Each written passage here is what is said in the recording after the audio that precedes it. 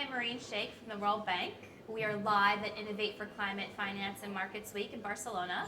For those of you tuning in online, please use hashtag Innovate for Climate. I'm excited to have a discussion here today with Assaad Razzouk, the CEO of Syndicom, also the board of the Climate Markets Investment Association, as well as an author and blogger, so he wears many different hats. So I'm excited to talk to you today. So for those who may not know, can you just explain what Syndicom does and where you guys are active in the world?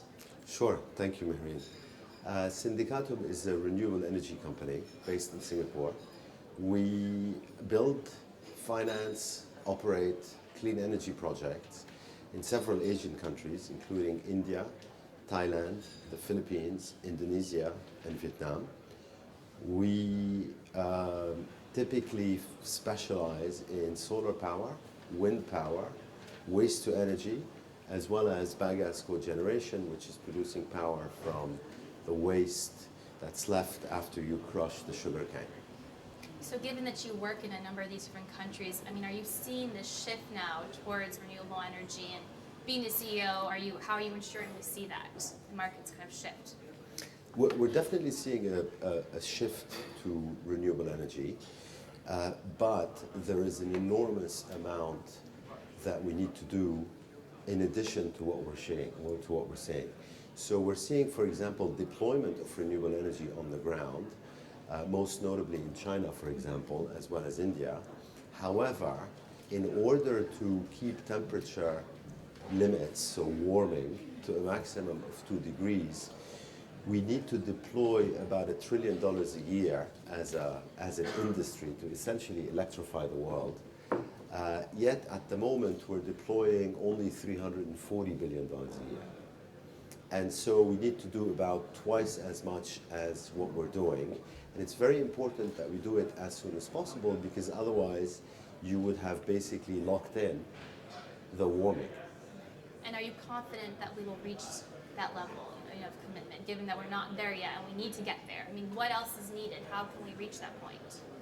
Well, I don't know if I'm confident yet. I think we all have to be mobilized, focused, committed, and we all have to try very hard to get there, because otherwise, obviously, the consequences could be quite dramatic.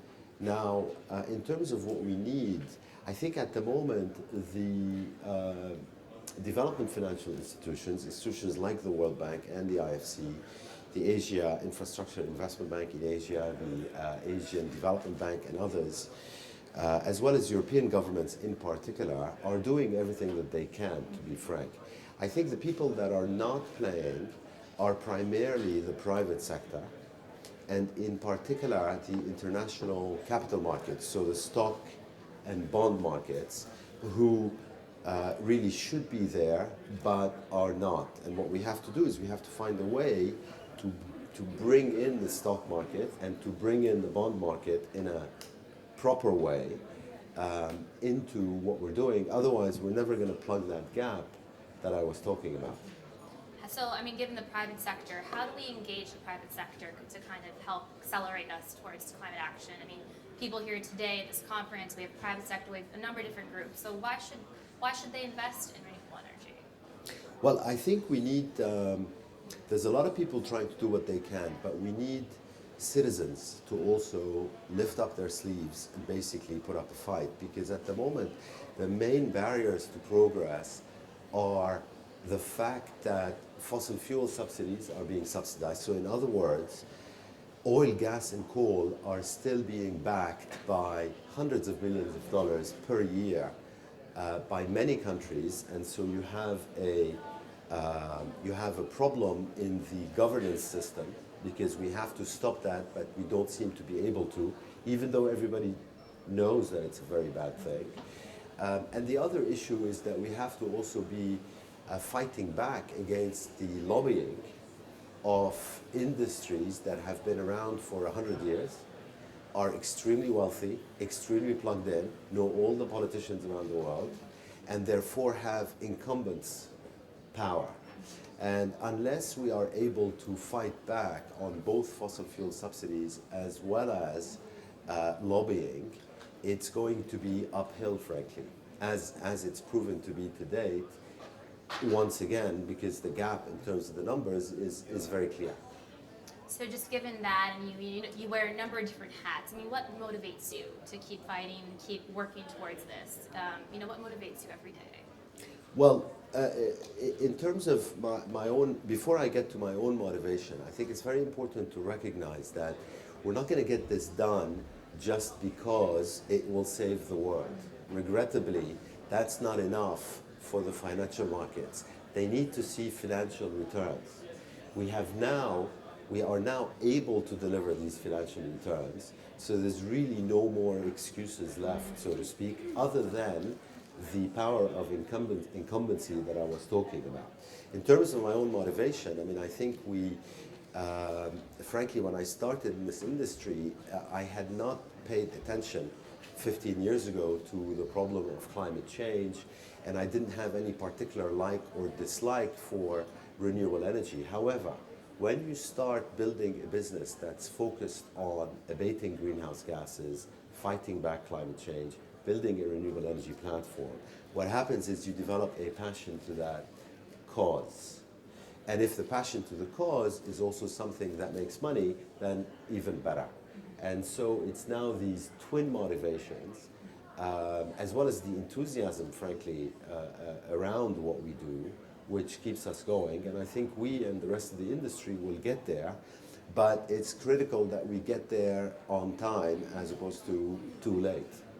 So what do you think is needed from leaders now to achieve kind of the ambitions of the Paris Agreement? What can leaders do now? Well, first of all, the Paris Agreement is not in and of itself very ambitious because it's kind of bottom up. It's relying on countries delivering on what they do. And I think we have extensive data that shows that countries, generally speaking, with some exceptions, of course, don't actually deliver on what they do. So there needs to be, we cannot rely on governments alone. We can't rely on the World Bank alone. We can't rely on development finance institutions. We have to, all of us as citizens, I think, have a responsibility to act. And we need to act in small ways, ditch that plastic bag, for example. But we also need to act in big ways by making our voice heard through the democratic process to stop the incumbents effectively feeding themselves constantly. Because governments react to lots of stakeholder pressure, and I don't think the pressure is perhaps high enough in a way that's relative to the problem that we're trying to face. I mean, yes, and we definitely need all parties. We need the private sector, we need governments. I think everybody needs to be engaged. And citizens. Exactly, and I think also this conference here today, we're bringing a number of different parties here, innovators. We have, talking about climate finance and markets, kind of all bringing here today. So given that we have so many people here at the conference, I mean, do you think, how will they help us greater in climate action? Well, I think first of all, we have to stop calling it climate action, for example. We have to stop focusing on words like climate and green and sustainability. Everything everybody does should be climate aware, right? All finance should be clean, not just, so we shouldn't just focus on, for example, issuing green bonds, because obviously by implication, since that's tiny, that means all the other bonds are not green, right? In fact, everything that we should be doing should be looked at from the vantage point of climate and green, as opposed to being siloed and crushed the way we are now in small categories, right? Mm-hmm. And that goes across institutions and across the capital markets and everything else that we do. So just to switch gears a bit, so today you're speaking at the Innovate for Climate conference later. Can you just tell us kind of what you'll be talking about later? Sure. I mean, I'm going to be talking about the fact that, in fact, we are not, we no longer require innovation to win this fight. We have all the technology that we need. It's cost effective. We have a deployment issue, however, i.e., in other words, we need to deploy a lot more than we have, because what we're trying to do is we're trying to electrify the world.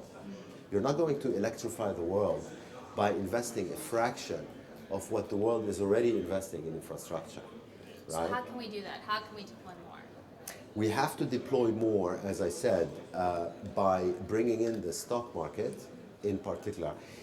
Industrialization over 200 years was financed through the stock market. The stock market today is not financing renewable energy. It's not financing energy efficiency. It's not really financing clean tech. There are, of course, some exceptions to what I'm saying, but by and large, the stock market is absent. The bond market is also absent.